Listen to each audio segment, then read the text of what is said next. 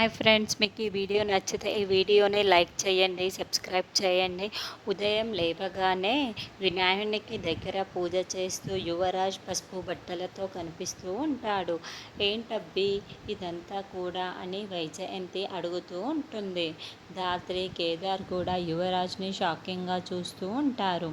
అప్పుడే యువరాజ్ పూజ చేస్తూ నేను మాల వేసుకున్నానమ్మా అని చెప్పడంతో మాల ఏంటి అని వైజయంతి అంటూ ఉంటుంది. అంటే యువరాజ్ గణేష్ మాల వేసుకున్నాడు కాబట్టి వినాయకునికి 24 గంటలు ఇక్కడే పూజ చేస్తూ ఇక్కడే తింటూ ఇక్కడే నిద్రపోవాలి. మాల వేసుకున్న వాళ్ళు ఇప్పుడు వినాయకుని దగ్గరే గడపాలి అని ఇషి చెబుతూ ఉంటే యువరాజ్ కావాలని ఇలా మాల వేసుకున్నాడు ధాత్రి. ఇలాగే యువరాజ్ని వదిలేస్తే ఎవరూ లేని సమయం చూసుకొని విగ్రహంలో ఉన్న మొత్తం డబ్బులు తీసేసుకొని వెళ్ళిపోతాడు ధాత్రి. ఎలాగైనా సరే మనం యువరాజ్ని ఆపాలి, అడ్డుకోవాలి అని కేదార్ చెప్తూ ఉంటాడు.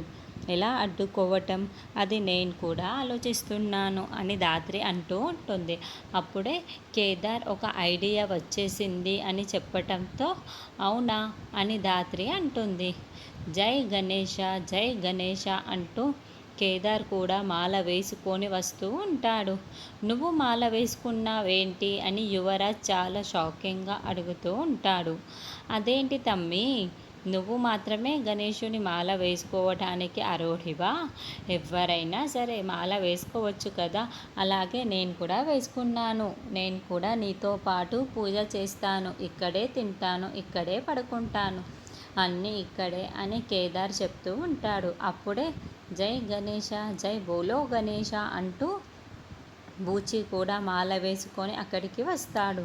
ఇక బూచి కూడా మాల వేసుకోవటంతో యువరాజ్, నిషి ఇద్దరు కూడా షాకింగ్గా చూస్తూ ఉంటారు. ధాత్రికి మాత్రం మొత్తం అర్థమైపోతూ ఉంటుంది. మనం 3 జంటలకి వినాయక విగ్రహంలో డబ్బులు ఉన్నాయన్న సంగతి తెలుసని నాకు ఇప్పుడు అర్థమయ్యింది.